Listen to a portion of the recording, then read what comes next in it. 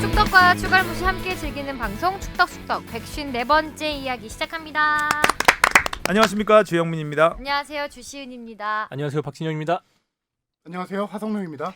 안녕하세요, 최다 인턴 PD입니다. 와, 최다 인턴 PD가 이제 저희와 오늘이 마지막 네, 마지막이에요. 마지막 축덕숙덕 녹음에 들어왔습니다. 네, 그래서 마지막을 함께 유종의 미를 장식하기 위해서 네. 없고 뭐 최다 PD가 준비한 것도 좀 있고 네. 맞습니다. 골룸 어워즈라는 거를 네. 저희는 모르고 있었는데 준비를 해와서 함께 자리를 하겠습니다. 네. 저희가 항상 그 시작을 골대녀의 그 즐거운 이야기로 시작을 했었는데 좀 우울해졌습니다. 항상. 그래서 의외의 뭐 파문이 일어서 그러니까 저희 댓글도 많이 달아주시고 해서 근데 뭐 댓글 하나하나 다 읽어드리는 거는 큰 의미는 없는 것 같고 제가 개인적으로 말씀을 드리면 저는 이거는 뭐 변명의 여지가 없는 제작진의 실수를 넘어선 잘못이라고 저도 생각을 하고 근데 뭐 일단 예능감을 너무 가미시키다 보니 그 스포츠의 이제 기본을 잃어버린 기 때문에 요즘에 하도 뭐 리얼리티 그 버라이어티 프로그램이 많잖아요. 근데 리얼리티를 버린 그런 일이 아닌가 싶습니다. 뭐 SBS에서 뭐 오늘 방송을 일단 결방하기로. 네, 그렇다고 하더라고요. 네. 좀 안타까운 거는 이제 주시은 아나운서를 포함해서 그 출연진들, 선수들의 열정은 절대 조작할 수 없는 거잖아요. 네. 그거는 뭐 꼭 알아주셨으면 좋겠다. 그리고 이번 그 잘못된 그 파문을 계기로 더 좋은 방송이 되기를 바라고 네. 주시은 아나운서가 꼭 공격 포인트를 올리기를 그러게 공격 포인트 한번 올려야 되는데 쉽지 않네요. 바라겠습니다. 네. 시상식부터 해요? 네, 그럴게요. 네. 그러면 댓글을 대신해서 오늘은 연말 느낌을 내보려고 제가 골룸 어워즈를 준비해 왔는데요. 골룸 어워즈가 2년 전에 처음 시작이 됐었어요. 그때 뭐 파일럿 프로그램처럼 잠깐 있었다가 사라졌는데 제가 다시 올해는 했으면 좋겠다 해서 부활을 시켰고요. 2년 전에는 청취자들의 투표를 받아서 뭐 베스트 진행상, 베스트 커플상 이렇게 줬었는데 그러면 다 못 드리잖아요. 근데 저는 사실 한 분 한 분 다 너무 드리고 싶은 거예요. 조금 더 축제의 분위기로 네. 모두의 활약에 걸맞는 그런 상을 드렸으면 좋겠다 해서 제가 부장님과 이렇게 상의를 해서 상 이름을 정해봤습니다. 상 이름 정하기도 쉽지 않았을 것 같은데. 오늘 그래서 상을 드릴게요. 와. 자, 먼저 주영민 기자님께 드리겠습니다. 주영민 기자님 하면 저는 생각나는 게 그 주옥 같은 아재 개그 있잖아요. 그 멘트들. 그래서 거기에서 착안을 해서 기발한 발상을 드립니다. 자, 주영민 기자님은 올해 축덕숙덕에서 매끄러운 진행과 기발한 발상에서 비롯된 주옥 같은 멘트로 방송을 유쾌하게 이끌어주시며 팟캐스트 경쟁력 확보에 기여하셨습니다. 바쁘신 와중에도 방송 진행에 최선을 다해주신 기자님께 깊은 감사를 드립니다. 2021년 12월 29일 SBS 골라듣는 뉴스를 감사합니다, 기자님. 고맙습니다. 기발한 발상. 기발한 발상. 사실 저는 이게 주영민 부장님께서 워낙 저희 식사 자리 때 이것저것 맛있는 거 많이 사주셔서 거기에 대한 감사도 있지 않을까 생각을 했는데 기발한 밥상. 그렇죠. 기발한 밥상. 자, 그래서 어떻게 마음에 드세요, 기자님? 너무 감동입니다. 좋네요. 저 정말 진지하게 이렇게 썼고 항상 데스킹 회의 때문에 너무 바쁘신데도 이렇게 방송해 주시는 거 보면서 참 저도 많은 감동을 받았었습니다. 와. 자, 다음 하성룡 기자님께 드릴게요. 네. 하성룡 기자님은 뭐지? 잔디도 취재 대상을 드립니다. 잘 줬다. 너무 잘 대상. 줬네. 자, 읽어드릴게요. 하성룡 기자님은 올해 축덕숙덕에서 축구장 잔디, 김학범 감독이 피우는 담배 등 별의별 별의별 질문에도 정성껏 답해주시며 팟캐스트의 경쟁력 확보에 기여하셨습니다. 작은 질문도 그냥 지나치지 않으며 방송을 준비해주신 기자님께 깊은 감사를 드립니다. SBS 골라듣는 뉴스를 잔디도 취재 대상. 잔디도 취재 대상. K리그 잔디들에게 특별히 감사합니다. 와. 또 약간 다른 제목 네이밍으로 고민했던 후보가 있었는데 그건 사과가 10상이었어요. 사과가 14. 어감이 그쵸. 좀. 어감이 좀 그래서 잔디도 취재 대상을 드립니다. 와, 사과가- 좋네요. 아유 감사합니다. 아, 네. 기자님 감사합니다. 다음 주시은 아나운서님께 와. 드리겠습니다. 시은 아나운서님은 역할이 변화무상입니다. 역할이 변화무상. 자, 주시은 아나운서님 역할이 변화무상. 아나운서님은 올해 축덕숙덕에 출연하시며 많은 팟캐스트 고정 팬들을 모으는데 이바지하셨습니다. SBS 주말 뉴스, 라디오, 예능에 이어 팟캐스트까지 소화하시며 변화무쌍한 활약과 열정을 보여주신 선배님께 감사를 드립니다. SBS 골라듣는 뉴스를 감사합니다.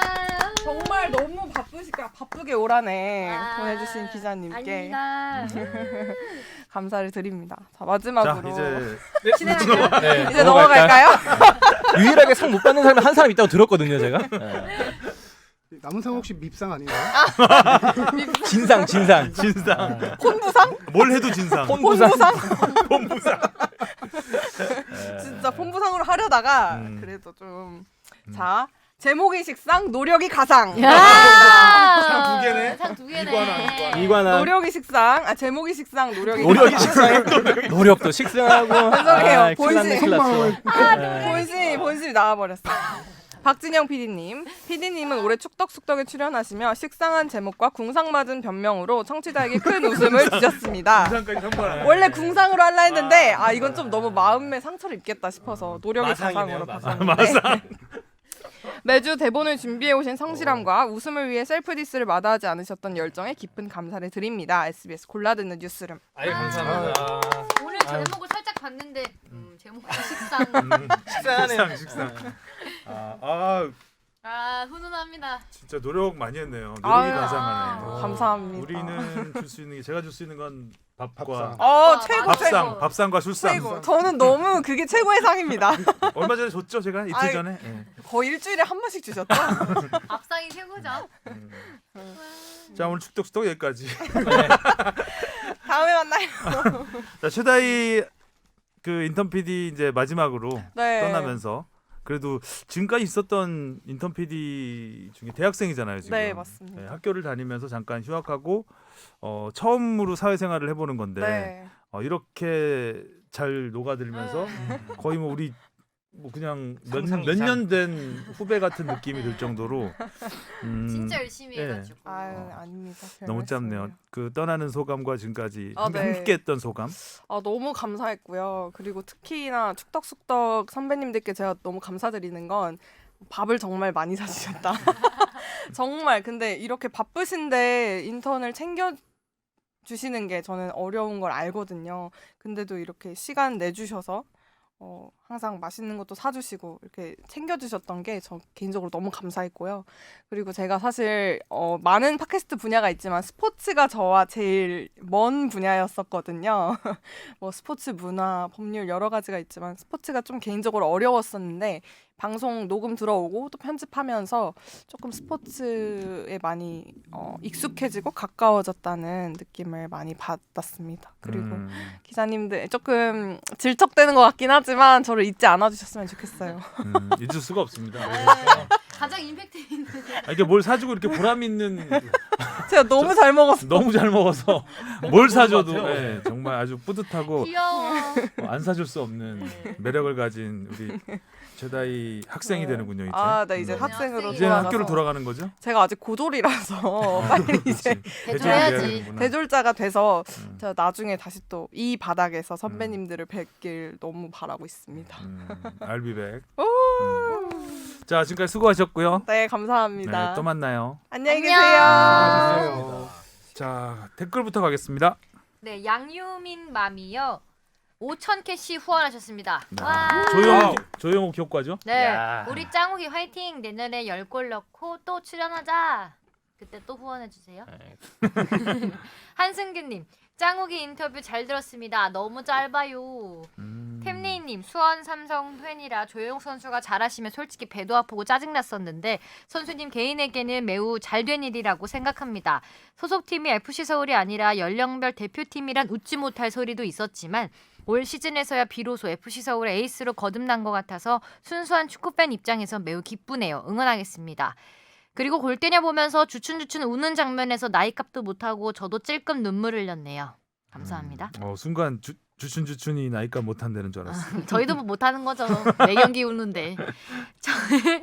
청백적 축구님. 저 짱 못하는 팀에 조영욱도 나왔는데 울 정상민 선수 초대석도 부탁드려요. 근데 뽕피디님 박주영 다른 팀 간다니 어떻게 합니까? 사실 저도 2005년에 박주영 보러 상암에 갔다가 수원 축구에 빠져서 씁쓸한 마음이 들기도 하네요.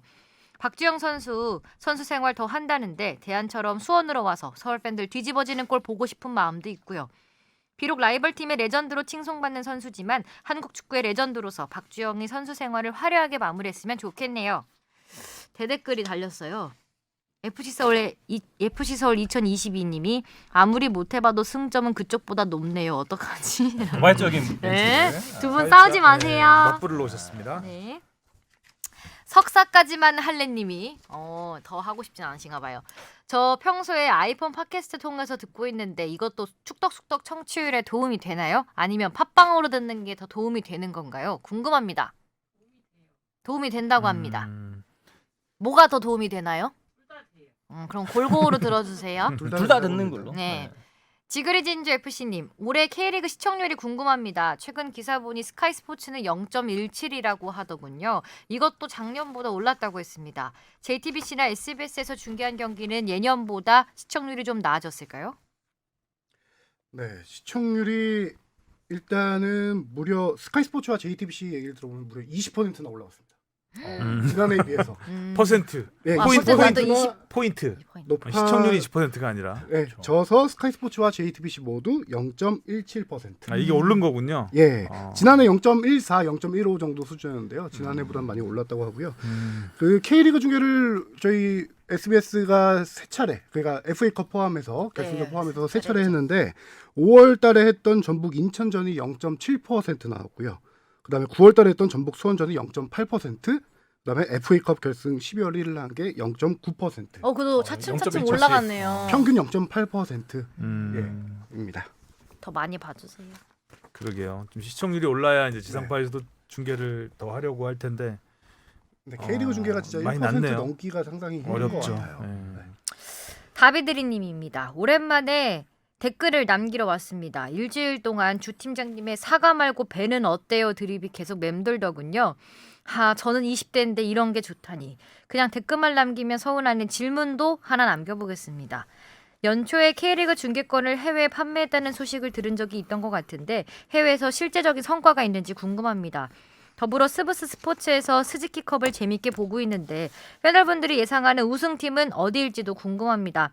베트남과 인도네시아가 또 결승전에서 만났으면 하지만요. 저희가 지난 한 주 쉬어서 네, 그렇죠. 준결승전 결과를 모르시고 이제 쓰신 것 오늘 같네요. 녹화 당일날 결승 1차전이 열리죠. 그렇죠. 예. 일단 인도네시아와 태국이 만났습니다. 네. 객관적으로는 태국이 앞서죠. 네. 네. 뭐 이제 뒤에서 좀 더 자세히 그 스즈키컵 얘기는 할 거고요. 음. 여기서 질문해주신 이제 해외 중계권 관련해서 제가 간단하게 설명을 드리자면은 지난해에도 이 설명 많이 드렸는데 K 프로축구연맹이 이제 해외 중계권 판권을 대행사인 스포츠 레이더에다가 판매를 했습니다. 당시 계약을 5년 계약을 했어요. 그래서 지난해 같은 경우는 약간 코로나 이슈가 있어서 우리나라 K리그가 조금 뭐 코로나 시대에 제일 먼저 개막한다. 그런 거 좀 효과가 있어서 지난해 43개국에게 K리그가 방송이 됐습니다. 오, 그렇죠. 많이 됐네. 개막전 그렇죠. 다 같이 보고 그랬었죠. 개막전에 뭐 외신들도 모이고 했었죠. 올해는 11개 방송사와 계약을 했는데 아까 제가 43개국이라고 말씀드렸잖아요. 네. 올해는 11개 방송사와 계약을 해서 전 세계 34개국에 중계가 됐습니다. 방송사들이 이제 여러 나라에다 이제 다시 하는 거죠. 그래서 올 시즌은 아직 전체 통계는 나오지는 않았는데 중간에 19라운드 전체 경기 누적 시청자 수가 전 세계에서 2,024만 명이라는 통계가 나왔습니다. 오. 뭐 이게 절반 그때가 이제 K리그 절반 지났을 때였으니까 이 단순 통계로만 하면은 전 세계 4천만 명이 올해 K리그를 보지 않았을까.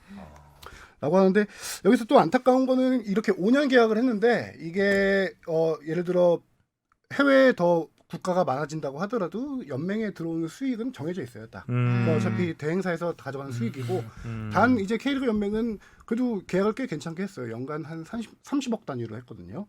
그래서 K리그가 뭐 국내 중계권, 해외 중계권, 그다음에 온라인 중계권까지 해서 연 한 100억에서 110억 정도는 수익이 난다고 하네요. 돈 많이 버나요? 네. 자, 질문으로 가보겠습니다. 무엇이든 물어보세요. 네, 이승훈님이요. 질문이 많이 밀렸네요. 4개나. 그러네요. 다 하나 오늘 다 할 수 다요? 있나요? 다 취재 대상 아닌가요? 다 하나요 오늘? 잔디가 없어서 잔디들이 지금 겨울을 잘 이겨내야 될 텐데요. 나중에 집에서 키울 것 같아요. 따로. 잔디 한번 초대하시죠, 언제? 좋네요. 김잔디라도 뭐 유도 선수죠, 김잔디. 예, 그렇죠. 유도 선수죠. 이거 어차피 답변들이 다 짧아가지고요. 네. 간단하게 설명드릴게요. 이승훈님이요. 곳간이 비었다는 멘트에 메일 보냅니다. 얼마 전 전북과 H사의 유니폼 스폰서 계약이 올 시즌 종료된 기사를 봤는데요. N사나 A사와의 계약 가능성은 없는지, 그리고 N사와 A사는 왜 K리그에 스폰서를 하지 않는지 궁금합니다. 스펠링만 앞 글자만 썼는데도 이렇게 쏙쏙 들어오네요. 네. 말해도 되는 거 아닙니까? 말은 되죠. 되죠? 네. 나이키, 아디다스. 그렇죠. H사는 헛멜이고요. 헛멜. 네. 전북이 이제 헛멜과 오래된 계약 관계를 종료하고 이제 새로운 스폰서, 유니폼 스폰서를 하는데요. 뭐 A사입니다. 오. 네, 전북 A사로 알고 있습니다. 약간 기대가 되긴 하네요. 또 팬 마음으로는. 그러니까 예쁠 것 같아요. 아직 공식 발표가 나지 않았는데 전북하고 울산, 아디다스가 그동안 K리그 몇 년 동안 K리그 유니폼 스폰을 하지 않았다가 다시 이제 내년 시즌에 전북과 울산 유니폼 스폰서를 할 것으로 거의 확정적으로 아직 공식 나온 건 아닙니다. 제 유니폼도 A3대. 아, 그래요? 근데 이게 지금 N사, A사 얘기를 했는데 예전에 나이키 같은 경우도 K리그 구단 유니폼 스폰서를 한 적이 있었어요. 근데 제 기억에 한 10년 정도 더 될 거예요. 그 이후로 쫙 빠졌어요. 그게 이제 왜 스폰서를 하지 않는지 좀 물어보셔서 제가 조사를 해봤는데 나이키 같은 경우는 국가별로 이제 쓸 수 있는 마케팅 금액이 정해져 있어요. 근데 우리나라 같은 경우는 K리그 예전에 유니폼 스폰을 했지만 지금 대한축구협회에 많은 금액을 지금 투자를 하고 있죠. 거기다가 그 당시쯤 해서 유니폼 2010년대 초반 정도일 거예요. 그 당시에 해서 이제 유럽으로 진출하는 우리나라 선수들이 많아집니다. 그래서 한국에 할당된 금액을 약간 그 선수들에게 이제 개인. 그렇죠. 개인에게 좀 가게 되면서 약간 재정적 여유 K리그 구단 유니폼을 할 여유가 없는 상황이었고 당시에 이제 그 당시에 K리그에서 많이 빠지면서 나이키가 중국 슈퍼리그 유니폼을 엄청 많이 후원을 하게 됐었죠. 네. 그럼 올해 다시 들어온 거는 K리그가 그만큼 성장했다라고 봐도 되는 거예요? 아디다스 같은 경우도 약간 유니폼 스폰보다는 약간 그 글로벌에서 지금 아디다스 글로벌에서 후원하는 우리나라 선수가 3명이 있어요. 손흥민, 황의조, 이강인 선수 있는데 약간 그런 식으로 개인 후원이라든가 아니면은 아디다스가 기조를 조금 바꿨던 게 한국에서 생활체육 이런 쪽으로 좀 많이 바꿨었어요. 기조를 트렌드를. 그러다가 최근에 이제 아디다스는 각 국가별로 뭐 톱 한두 개 팀 정도를 한다. 그런 생각으로 지금 약간 전북 울산과 이렇게 오랜 협상 끝에 먹었네요, 네, 그렇게 들어오는 걸로 알고 있습니다. 기대되네요 유니폼. 예전에는 아디다스 컵 대회도 있었는데. 그렇죠. 네가 가라 내가 갈까님이 2021년도 K리그가 주말 사이 모두 끝났네요. FA컵도 승강전도 짜릿한 경기였으나 멀리서 본 경기에 큰 오점이 있어 문의드립니다. 지상파 중계 시간에 따른 인터뷰 생략. 지상파 중계를 지적하는 건 아니지만 리그 중계 후 최대한 인터뷰도 포함하는데 이번에도 마무리가 급하던지 잠시 뒤에 뵙겠습니다가 마지막 멘트가 되었습니다. 1년에 거의 없는 지상파 중계지만 끝나고 인터뷰 정도는 포함되었으면 하는데 규정이 없겠죠? 뭐 이 멘트는 뭐 지난주에 예전에 잠깐 얘기했던 것 같은데 아직도 안 돌아왔다고 하죠. 예. 이인권 아나운서는 아직도 떠나 있다는. 실수였던 걸로 했고 그 규정상으로 뭐 인터뷰를 해야 된다, 시상식 중계까지 해야 된다라는 규정은 없더라고요. 예. 근데 연장까지 갔으면 연장까지는 할 수는 있던 상황이었는데 그 실수로 인해서 이런 오해가 계속 쌓였던 것 같습니다. 당연히 인터뷰까지 전해주면 상당히 좋겠죠. 근데 저희의 영역이 아니니까. 네, 그렇죠. 멘트는 실수였던 걸로. 네. 이경섭님, 안녕하세요. 축덕숙덕 애청자입니다. 지난 7일 국군체육부대 합격자가 발표됐는데 남자 축구 종목에 4명밖에 선발하지 않았습니다. 필수 자원이라고 보는 골키퍼 및 U22 자원도 선발하지 않아서 의문이 들며 역대 비시즌 중 최소 인원 선발 같은데 뚜렷한 이유가 있나요? 축덕숙덕에서 알려주세요. 네, 이번 4명 뽑힌 선수가 권창훈 선수하고 뭐 김지현, 강윤성, 그다음에 이영재, 약간 국가대표급 선수들 위주로 들어왔는데요. 이게 TO와 관련이 있어요. 그 상무에는 축구 팀만 있는 게 아니라 여러 종목 선수들이 있잖아요. 네. 그 종목별로 매해 이제 TO를 조금씩 정해요. 어디에 뭐 예를 들어 동계 올림픽이 있는 시즌이라면은 그쪽에 좀 더 TO를 많이 주던가 이런 식으로 매해 좀 바뀌는데 올해 TO가 28명입니다. 네, 통틀어서요? 네, 28명인데 지난번에 전역한 선수들이 12명이지만 이번에 새로 기존의 선수들이 있기 때문에 받을 수 있는 TO가 최대 4명이었던 거죠. 네, 그 TO에 맞춰서 이제 선수가 정해지는 거고요. 적다. 그다음에 비시즌 최소 인원이 맞는지 물어봤는데 맞습니다. 이번에 최소 인원이고요. 그럼 평소 대개 한 몇 명쯤을 네, 뽑았는지. 가장 많은 인원은요? 그것까지 제가 조사 안 해봤는데 제 기억으로는 30명 초반대가 가장 많았었어요. 한 번에 한 번에 축구 아니요, 선수를? 전체. 전체. 네, 상무 아니요, 저는. 상무 전체 인원이 축구단 축구는요? 축구가 아. 축구가 30 몇 명이요. 네. 근데 진짜 많이 10분의 1만 뽑은 거네요. 아니 그러니까 새로 그 사람 뽑는 게 아니라 이 지금 선수들이 티오가 그렇다는 게 지금 아니라 TO가 그렇다는 게 TO가 아니라 가장 많을 때. 많을 때. 많을 지금은 때. 20 지금 28명이 8명? 기준 인원입니다. 그럼 뭐 큰 차이는 없네요. 예. 난 또. 그래서 22세 이하 자원을 왜 안 뽑았냐는데 기존에 있는 선수들이 4명이 있습니다. 거기 골키퍼에도 22세 자원이 김정우 선수가 있고요. 4명이 있어서 워낙 경쟁이 치열한 데다가 22세 이하 뭐 당연히 22세 이하가 없으면은 그걸 고려해서 뽑아야 됐긴 했는데 이렇게 많이 있으니까 이번에 4명밖에 없는 상황에서 따로 뽑을 수 없는 상황이었던 거죠. 근데 뭐 4명 여 선수들이 다 알짜배기 선수들이어서. 그러니까. 다음 시즌 1부 리그에서 만날 상무가 누구죠? 네. 권창훈, 김지현, 새로 뽑힌 선수요? 이영재, 강윤성. 강윤성. 정윤성. 다 국가대표 경험이 있는 선수들. 그렇죠. 연령대 대표팀까지 상무 합치면요. 잘하겠네. 상무야 뭐 항상 네, 잘하죠. A급 선수들이 들어와서 전력은 이상무죠. 네, 기발한 발. 역시 기발한 발상. 이번에 깜짝 놀랐어. 소름 돋았나 봐. 집 앞에. 이번에 터키 전지훈련 가잖아요. 벤투. 네. 네, 거기서 상무 선수들이 지금 이번 신병 포함해서 6명이 포함됐어요. 뭐 캠프 가는 느낌. 권창훈, 조규성, 정승현, 박지수, 구성윤, 뭐 이영재까지 6명이 포함됐는데 상무 그래서- 캠프네 진짜. 훈련소 가기도 전에 떠나겠다. 거기에다가 국가대표급은 아니지만 각 팀에서 주전으로 활약하던 선수들까지 해서 그래서 지금 상무가 올해 레알 상무로 다시 또 불리고 있는 거예요. 갈라스 레알 보죠. 상무. 가장 화려한 군부대인 것 같아요. 이번에 네. 조용욱 선수도 뽑혔더라고요. 그 터키 전지훈련 명단에 네. 뽑혔죠. 네. 기대해 보겠습니다. 짱욱이. 마지막 질문입니다. 손재민 씨. 첫 번째 질문, 박주영 선수 행선지 어디로 갈지 궁금합니다. 두 번째 질문, 장현수 선수가 진짜 울산 현대로 오는 건가요? 자세하게 다 말씀드리지 못하지만 간략 말씀드리는 수준에서 말씀드리면은 일단은 서울이 어제 28일자로 공식 발표했죠. 코치직 제안을 했지만 거절당해서 결별했다.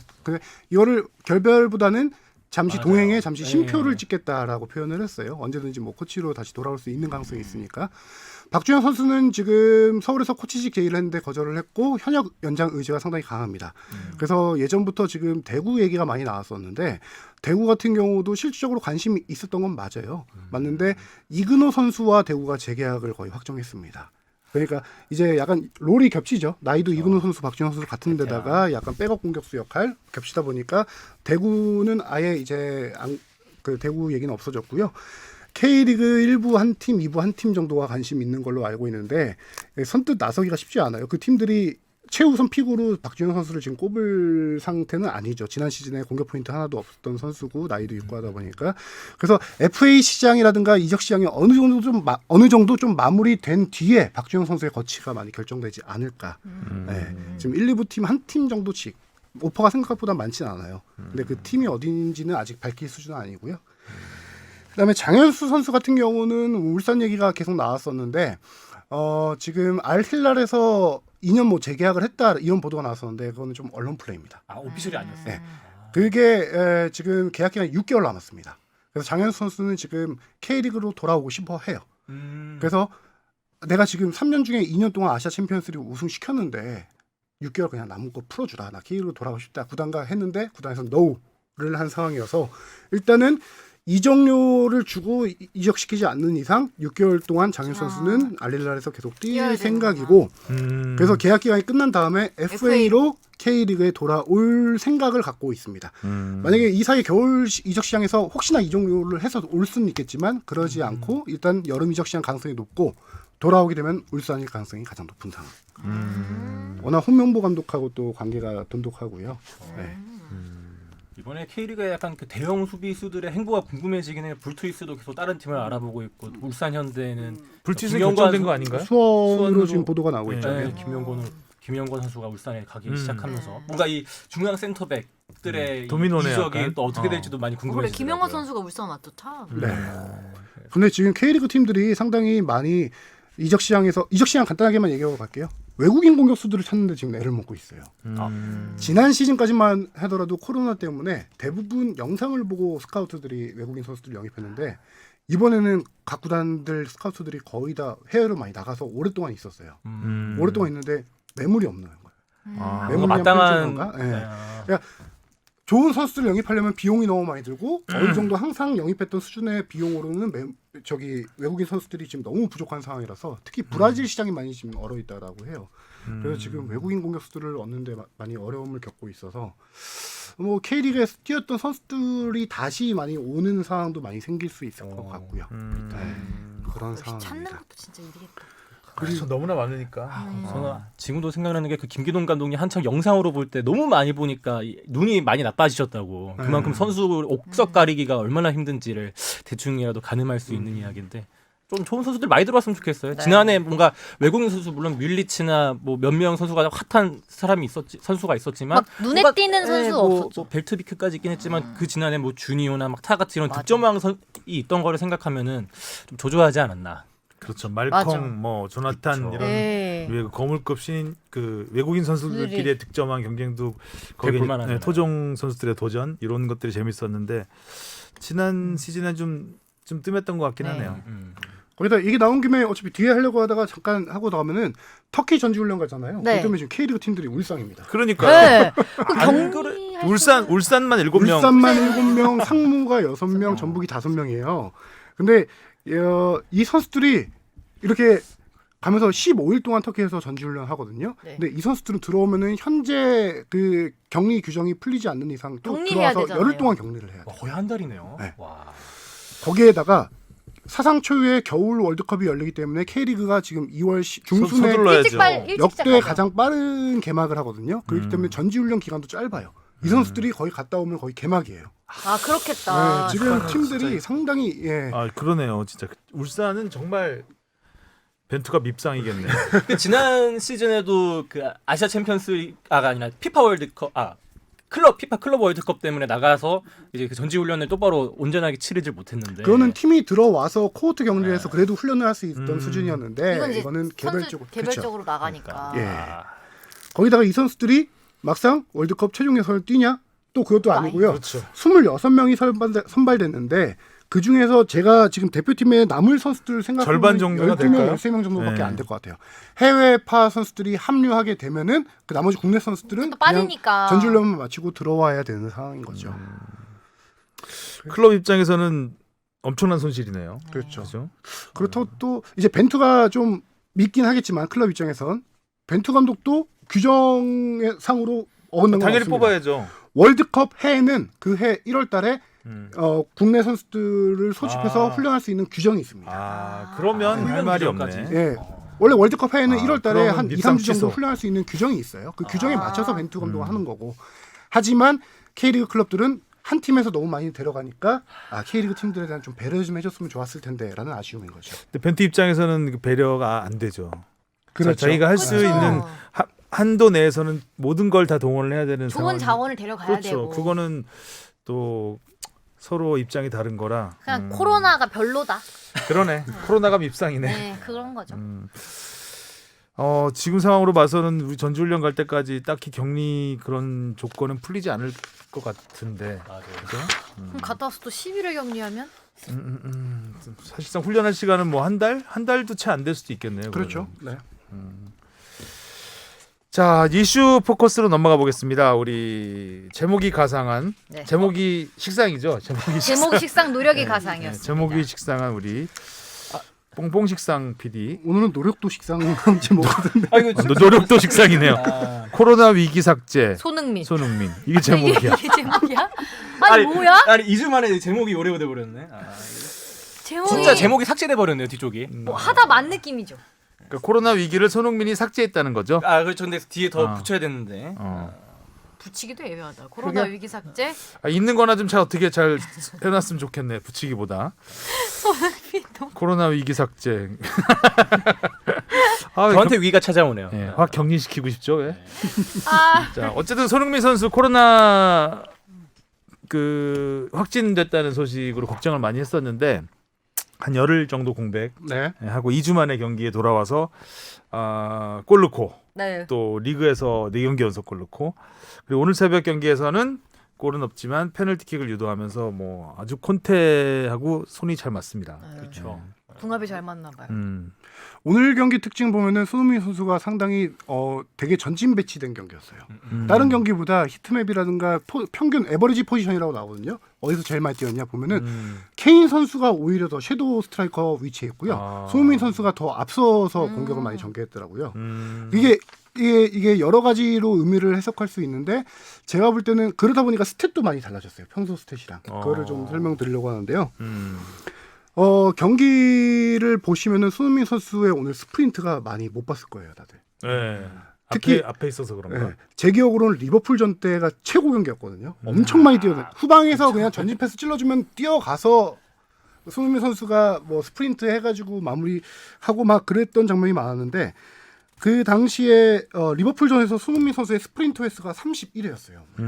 그러다 보니까 톱 스피드도 33.65km로 높았는데 이번 경기의 스프린트 횟수가 단 10회에 불과했습니다. 톱 스피드도 30.73km. 그러니까 손흥민 선수의 장기인 순간적인 스피드, 뒷공간 침투 이런 게 많이 안 나왔던 경기인데 그 뭐 퇴장 전반에 이제 퇴장이 나오면서 그 사우스햄튼이 거의 4-4-1로 완전 최전방 공격 3명 빼고 완전 밀집 수비를 합니다. 들어갈 공간이 아예 없더라고요. 맞아요. 네, 그런 경기적인 특징도 있고 손흥민 선수가 이번 경기는 좀 더 전방에 앞에 배치돼서 중앙부터 뛰어가기보다는 앞에서 공을 잡아서 연계 플레이를 해주는 스타일을 하다 보니까 많이 이번 경기에서는 장기가 많이 나오지 않았던 경기를 그렇게 좀 보여지고요. 그럼에도 앞에서 슈팅을 엄청 많이 때렸어요. 손흥민 선수 슈팅 5개, 그다음에 그중에 유효슛이 3개였고요. 키패스 3개, 크로스 7개 다 팀 내 1위입니다. KOTM까지도 받았죠. 그렇죠. 지금 MVP까지. 네, 8회째 수상하고 있는데 저는 이번 경기 중에 특징 중에 하나가 손흥민이 최전방 쪽 앞쪽으로 원래 맨 처음에 서기는 섀도우로 썼었거든요. 근데 경기 특성상 이렇게 앞으로 가서 했는데 이번에 헤딩을 많이 하더라고요. 그러게 말이에요. 얼마 몇번 손흥민 맞췄죠. 선수가 헤딩을 많이 하진 않는데. 두 번 원래 했죠. 헤딩을 하지 않는 스타일인데 헤딩 슛이 2번이었고 공중볼 승리가 4번이었어요. 그래서 발전이. 위치가 사람을 맞는다고 헤딩까지 해서 하려고. 약간 조금 과장 보태서 호날두의 돌고래 점프에 이은 헤딩 비슷한 거 하나 나왔었죠. 슛이. 링크 고래 정도. 돌고래였으면 들어갔을 것 같은데. 골키퍼에 잡혔던 그 헤딩 앞에 또 모우라랑 슛이 있었죠. 그 동선이 겹치기도 했고요. 헤딩 쉽지 않은데. 저는 그래서 오늘 손흥민 선수가 그 스프린트 횟수가 좀 적어진 게 뭐 위치적인 것도 있긴 하겠지만 그 상대 소튼 선수들이 전반까지는 그 퇴장 당하기 전까지는 엄청 압박을 세게 하더라고요. 그래서 어느 정도였냐면은 특히 역습을 한번 나가려고 할 때 일단 손흥민 선수를 잡고 봐요. 막 나 가지 말라고. 거의 전담 끌듯이. 마크를 하죠. 네. 그래서 손흥민 선수 막 그냥 좀 짜증나니까 몇 번 밀치고 하는 장면이 잡혔는데 수비 잘하네. 네, 그거를 아마 이 선수에 대한 장점을 확실하게 파악했고 그래서 좀 더 스프린트에서 좀 적게 느껴지지 않았을까라는 생각합니다. 손흥민 선수가 사우스햄튼에 워낙 강했습니다. 그렇죠. 최초로 한 경기 인상적인. 4골을 넣었던 것도 상대가 사우스햄튼이고 제가 정확히 기억 안 나는데 사우스햄튼 상대로 11골인가 정도 맞아요. 넣었어요. 10골 뭐 정확히 기억 안 납니다. 네. 근데 그 정도 넣었고 이당 사우스햄튼 같은 경우는 이 경기를 완벽하게 로테이션을 한 경기예요. 최근에 일정이 워낙 빡빡하다 보니까 토트넘 같은 경우는 이 전 경기에서 손흥민 선수라든가 주축 선수들을 한 70분대 일찍 뺐어요. 그렇죠. 근데 사우스햄튼은 이 경기에 주전 7명을 뺐습니다. 와. 사실상 1.7분이기 때문에 오히려 기동력 면에서 토트넘보다 사우스햄튼이 앞섰다. 이런 전반에 그런 상황이었죠. 이제 전반 막판에 퇴장이 나오면서 조금 분위기가 바뀌긴 했는데 그래 좀 아쉬웠어요. 맞아요. 비행기는 골 취소도 3번, 그쵸. 3번 있었죠. 가장 아까운 게 케인 선수가 그 스루 패스를 받아서 바로 한 번에 발로 연결했던 그 골이 제일 아쉬웠죠. 진짜 간발 차이였으니까. 국뽕 입장에선 손흥민의 어시스트가 지워진 게 아쉬워야죠. 다 아쉽다. 그렇죠. 그거 갖고 토트넘의 과거 수비수가 케인의 VAR은 너무 심했다. 그거 아니다.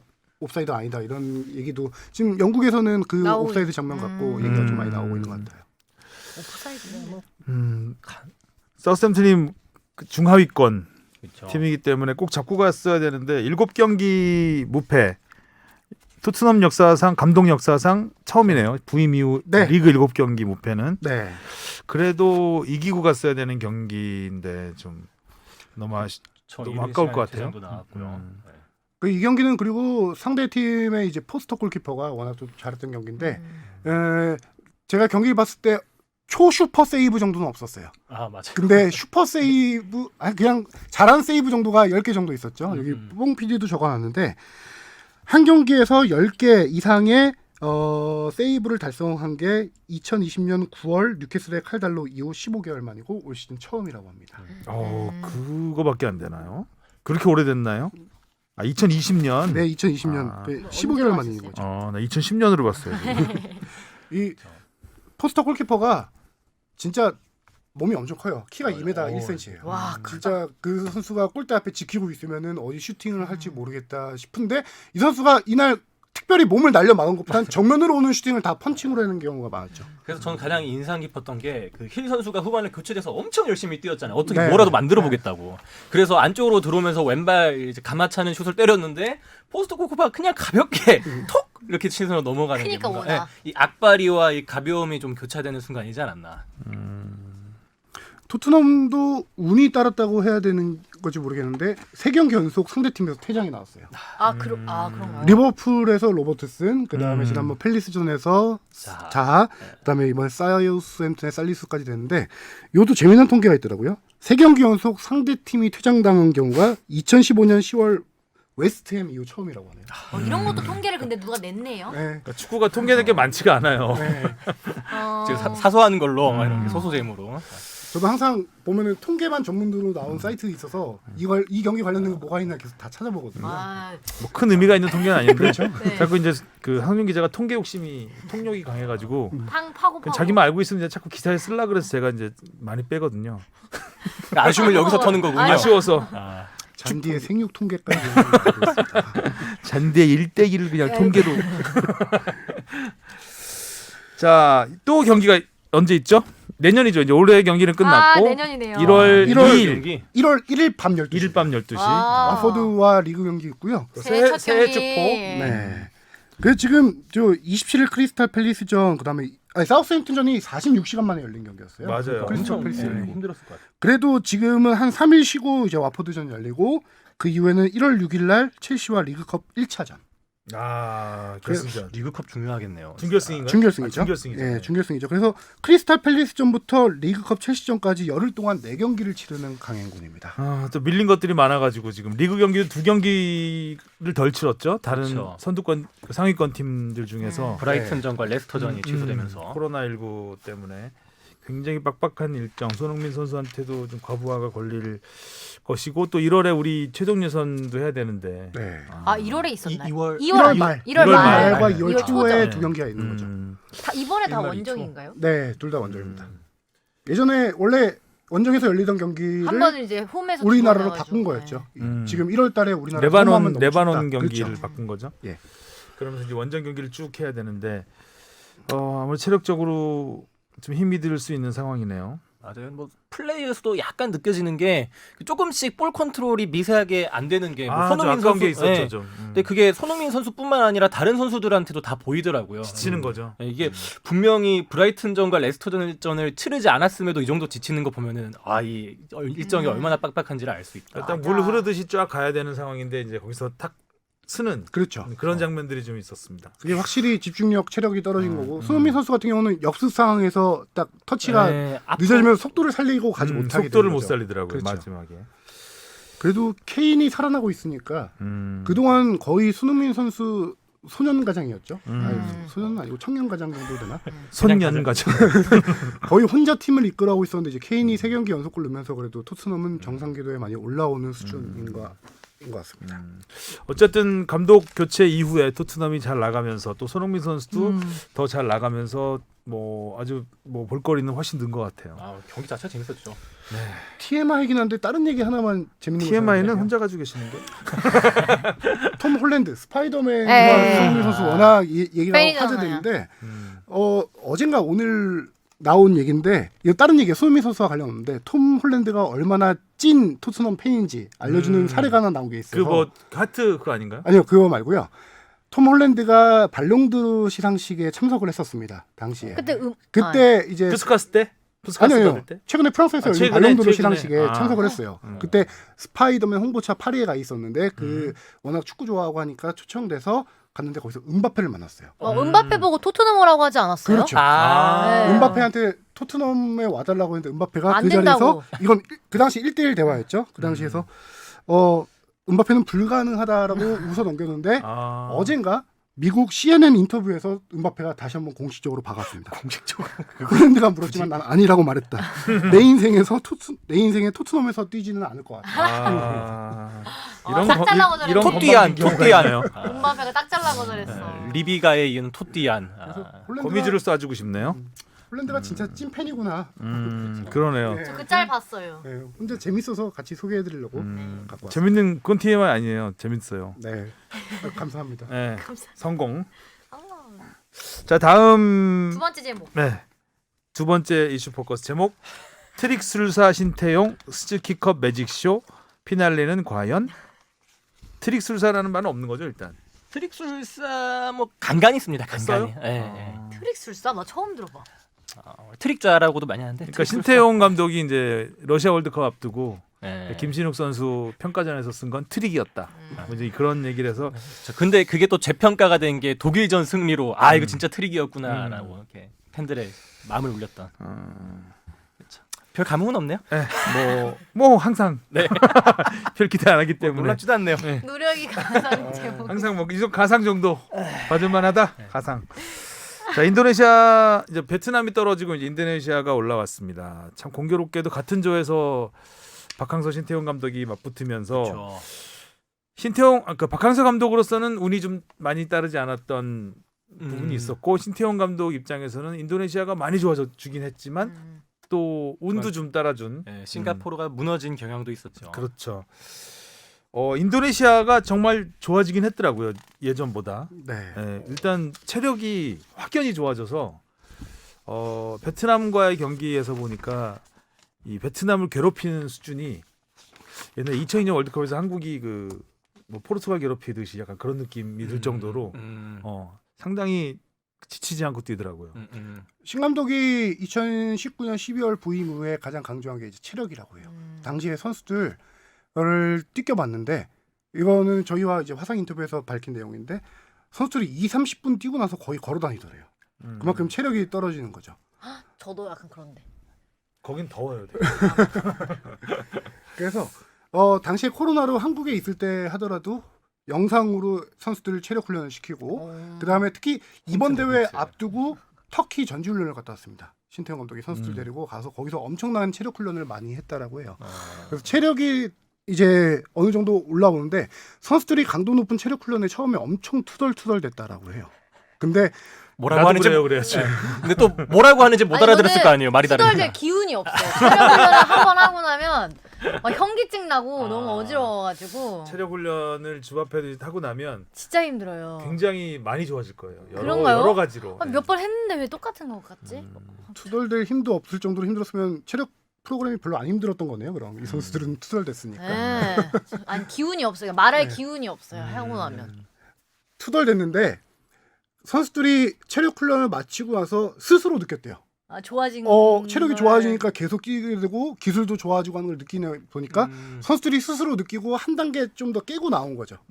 그 업그레이드된 체력으로 뭐 싱가포르와 120분 연장 승부까지도 다 버티는 거고요. 베트남전에서도 그렇게 수비 위주로 엄청나게 뛰어다니면서 했던 경기가 나왔던 거고.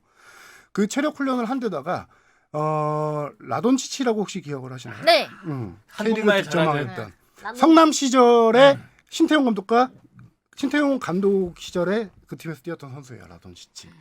그 라돈치치가 직접 신태용 감독을 찾아와서 좀 이렇게 유럽에서 코치를 하고 있었는데 매니지먼트 하고 막 이러지 않았었나요?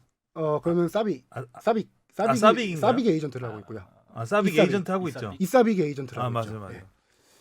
그래서 신태용 감독이 좋다 해가지고 인도네시아 팀에 합류시켜서 공격수들을 집중 교련시킨 거예요. 네. 그러면서 공격수들의 어떤 이번에 신태용 감독의 좀 특징을 보면은 화끈한 공격 축구, 조별리그에서 4경기에서 13골을 터뜨려서 10개 국가 중에 최다 골을 기록합니다. 그리고 준결승 2경기 5골, 와. 총 골도 6경기에서 멋지더라고요. 18골. 약간 뜻밖의 상황이 터져버리고. 뭐 결과론적인지 모르겠지만 라돈치치를 영입해서 공격수들을 가르친 게 좀 효과를 보지 않았나라는 거고요. 패스가 골문 앞에서 패스가 네. 그 동남아 축구답지 않게 좀 세밀한 느낌. 인도네시아는 그런 느낌 많이 있었어요. 그리고 한 가지 아까 체력과 좀 더 연계되는 얘기이긴 한데 신태용 감독이 20세, 23세 A 대표팀 3개 팀을 다 맡고 있습니다. 인도네시아에서요. 와 네, 바쁘시겠다. 맡고 있다 보니까 어린 선수들을 워낙 많이 알게 되잖아요. 그래서 어린 선수들을 6, 7명을 A 대표팀에 뽑습니다. 체력을 강조하다 보니까 어린 선수들의 이제 왕성한 활동력을 좀 더 이용하겠다라는 생각으로 그 선수들 중에 한 명이 K리그 2부 리그 안산에서 뛰는 야스나이 선수인데요. 이 선수가 22인가 3인데 주장을 맡깁니다. 캡틴 완장까지. 그렇죠. 이 선수가 발기술이 좋은 선수인데 측면에서 이제 올라와서 오버래핑해서 크로스 올리고 그런 공격 루트, 양쪽 측면을 이용한 공격 루트가 확실하게 이번 대회에서 많이 효과를 본 그런 케이스입니다. 인도네시아가 지금까지 우승이 없죠. 인도네시아가 준결승에 이번 대회 빼고 앞에 5번 올라갔는데 모두 다 준우승했습니다. 5번 준우승, 최다 준우승국이네요. 최다 우승국이고. 5년 만에 결승 진출이고 네, 16년 대회 이후로. 인도네시아에서 신태용 열풍 네, 그것도 취재를 좀 하셨. 베트남 정도까지는 아직은 아니에요. 아무래도 코로나 시국이라 그렇죠? 밖으로 이제 나오기가 어려워서 베트남 때는 아주 어제도 보니까 이렇게 실내에서 축구 네, 그 화면 크게 틀어놓고 네네네. 막 열광하는 장면이 있던데. 네네. 네. 관계위원들이 다 같이 보고. 그게 그 당시가 그 후반 끝나기 전에 페널티킥 막아냈을 때 장면이에요. 네, 사람들이 열광하던. 네, 인도네시아 거기가 어디예요? 그거는 잘 모르겠는데 식당 같던데? 어디 사람들이 몇십 명 강당 같은 네, 느낌. 강남 같은 데 네. 모여서 단체로 TV 보면서 열광하는 장면이 있어서 엄청나게 오랫동안 찾다가 그 딱 하나 찾아서 쓴 거긴 한 건데요. 그러니까 좋더라고요 네. 그림이.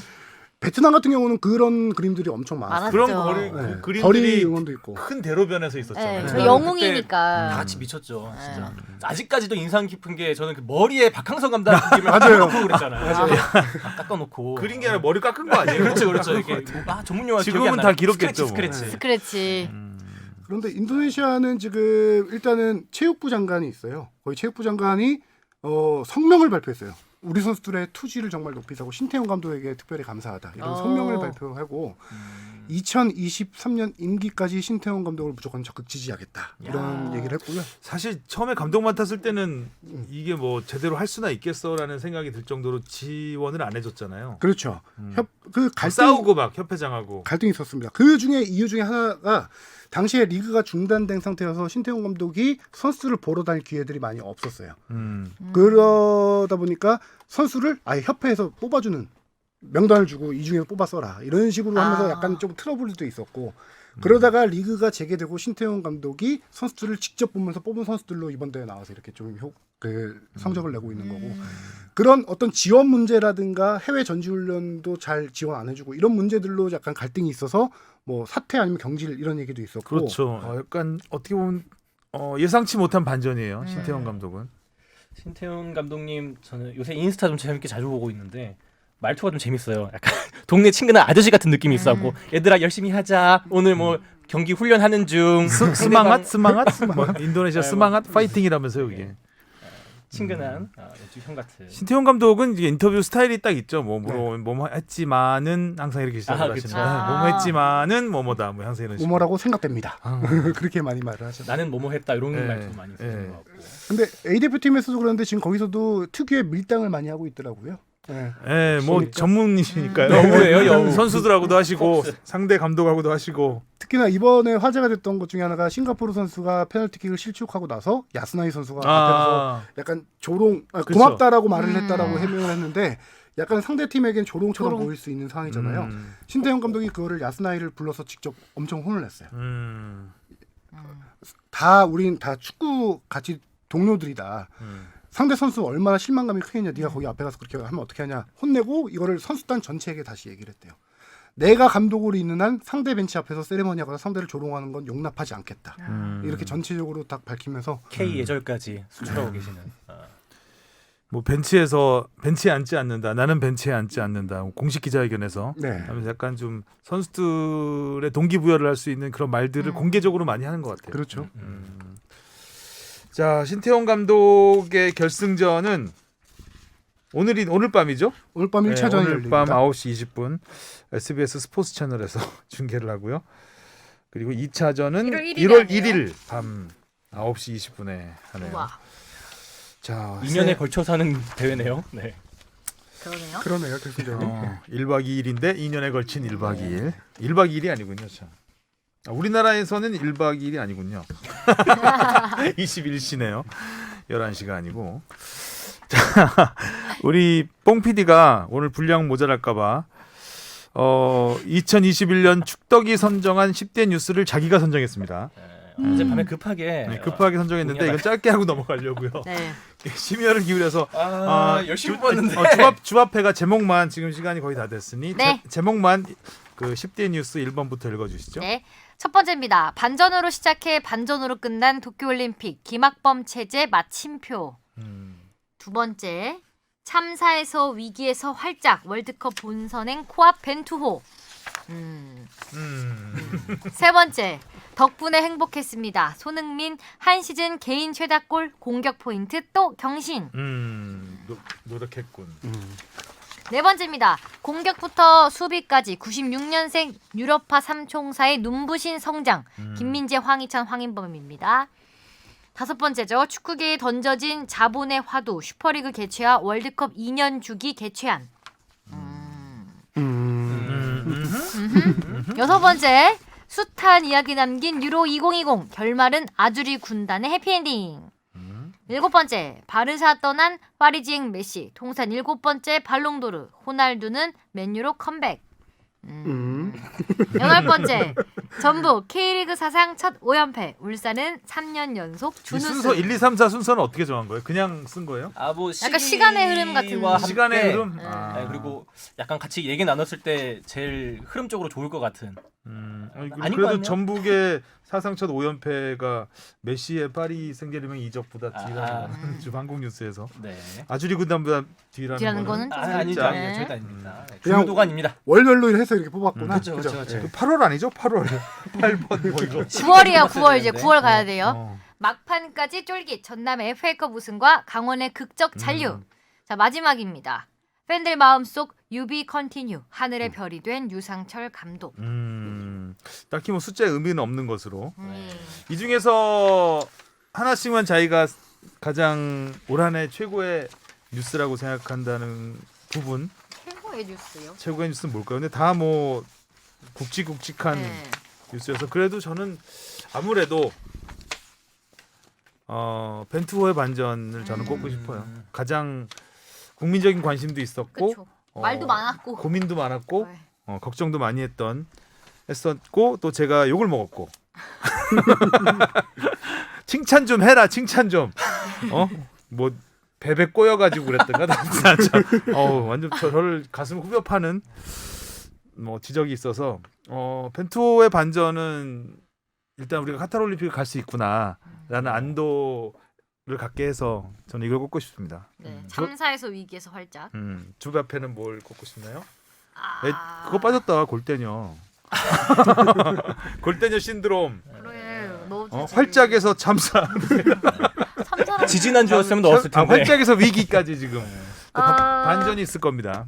저는 개인적으로 공격부터 수비까지 96년생 유로파 삼총사의 눈부신 성장이 경기를 볼 때마다 이게 저는 이제 또 갑자기 축구를 하게 되면서 아. 이게 선수들의 플레이를 엄청 이렇게 집중해서 보게 됐는데 그렇죠. 제 러닝 디펜스 선생님은 우리 김민재 선수거든요. 아하. 그 김민재 선수의 유튜브 영상을 아. 보고 네, 러닝 디펜스를 이렇게 하는 거구나. 수비할 때 기다림의 미학 이런 거를 이제 김민재 선수 영상도 많이 보고 참고를 했어가지고 이런 그러네요. 어떻게 보면 네. 제가 말한 벤토의 벤토의- 반전이 바로 이 96년생 그렇죠. 삼총사가 네. 핵심이었죠. 그니까요. 제가 이 선수들 칭찬하다가 그 당한 거거든요. 벤토 칭찬 안 하고. 그래서 이- 선수가 잘해서 잘된 거다. 네. 그래서 저는 이 아, 딱 맞죠? 눈에 띄는 것 같아요. 경기를 보는 그게 딱 포인트들이 보이고 정말 성장하게 아, 눈에 맞아요, 보이니까 맞아요. 좋더라고요. 굉장히 큰 뉴스죠. 네. 뽕 PD는 저는 반전으로 시작해 반전으로 끝난 도쿄올림픽 김학범 체제 마침표를 좀 뽑고 싶은데 사실 김학범 감독님이 2018년도 자카르타 팔레바 아시안 게임 우승하면서 그때 저는 또 대한민국 축구에 한 번의 붐이 일었다고 생각을 하거든요. 그때 K리그의 유입도 좀 많았고 또 19년도에도 그 흥행이 이어졌다 생각을 하는데 물론 도쿄올림픽에서는 다소 아쉬운 결과는 남았지만 이전에 일궈냈던 아까 말했던 아시안 게임 금메달이라든지 AFC 23대 세 대회에서 우승했던 그 업적만큼은 높이 사야 되지 않을까. 네, 그렇게 뭔가 떠나는 감독님에 대한 예우로서 뽑고 싶습니다. 2020년 10대 뉴스였고요. 아 그렇긴 한데 2020년과 2018년 10대 뉴스였고. 감독님을 떠나보내는 마음은 그렇다. 그래도 이제 김학범 체제 도쿄올림픽이 10대 뉴스가 되려면 메달을 땄어야 되지 않을까라는 생각은 듭니다. 하성룡 기자는 잔디가 없어서 서운하셨나요? 10대 뉴스에? 하이브리드 잔디. 저 잔디가 입었던 도쿄올림픽 축구를 하성룡 기자가 이 도쿄올림픽 축구를 취재를 했었거든요. 네, 거기 훈련부터 계속 가서 음. 마지막 탈락 순간까지 계속 함께 했었는데요. 그 당시에 진짜 막 골을 몰아치면서 최고의 순간도 맛봤고 반전에 반전을 거듭했잖아요. 그렇죠. 최고의 순간도 맛봤고 최악의 최악의 순간도 순간도 맛본 뭐 며칠 사이에 전반전에서 시작해 후반전으로 끝난 반전에 반전을 거듭한. 아주 개인적인 입장에서 제가 취재를 오랫동안 계속 같이 했었기 때문에 가장 기억에 남는 이슈였습니다. 정 때문에 네. 정을 택하신 팩트보다는 통계 좋아하시는 분께 정에 이끌려서 될까요?